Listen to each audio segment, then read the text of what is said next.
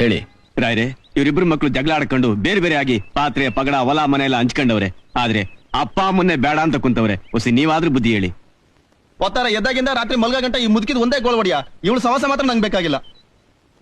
ಇವನು ಅಷ್ಟೇ ಹೊಡಿಯ. ಅರಳಿಕಟ್ಟೆ ಮೇಲೆ ಕೂತ್ಕೊಂಡು ಊರ್ ಸಮಾಚಾರ ಎಲ್ಲ ಮಾತಾಡ್ಕೊಂಡು ಕೂಳ್ಗೂ ದಂಡವ ಬಿದ್ದಿರ್ತಾನೆ.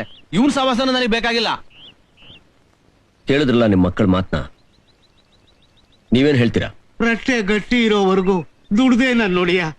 ಇವ್ರನ್ನ ಸಾಕಿ ದೊಡ್ಡವರನ್ನಾಗಿ ಮಾಡಿದೆ. ಈಗ ಕೈಲ ಆಗಕ್ಕಿಲ್ಲ, ಸುಮ್ಕೆ ಕುಂತಿರ್ತೀನಿ. ಇವ್ರು ಬೇಡ ಅಂದ್ರೆ ಏನ್ ಮಾಡಕ್ಕಾಯ್ತದೆ? ಈ ಜಗತ್ತಾಗೆ ಯಾರಿದ್ರು ಸೂರಪ್ಪನ ಮನೆ ಸೂರೈತೆ, ತಾಯವ್ವನ ಕೈ ತುತ್ತದೆ. ನಾನು ಅಲ್ಲೇ ಇದ್ದು ಬಿಡ್ತೀನಿ, ನನಗಷ್ಟೇ ಸಾಕು. ನೀನೇನ್ ಹೇಳ್ತೀಯವ? ಒಡಿಯ, ನಾನ್ ಸ್ವಾರ್ಥಿನೂ ಅಲ್ಲ ನಿಸ್ವಾರ್ಥಿನೂ ಅಲ್ಲ. ಈ ಹಲಾಲ್ ಕೋರ್ ನನ್ ಮಕ್ಕಳನ್ನ 9 ತಿಂಗಳು ಹೆತ್ತು ಹೊತ್ತು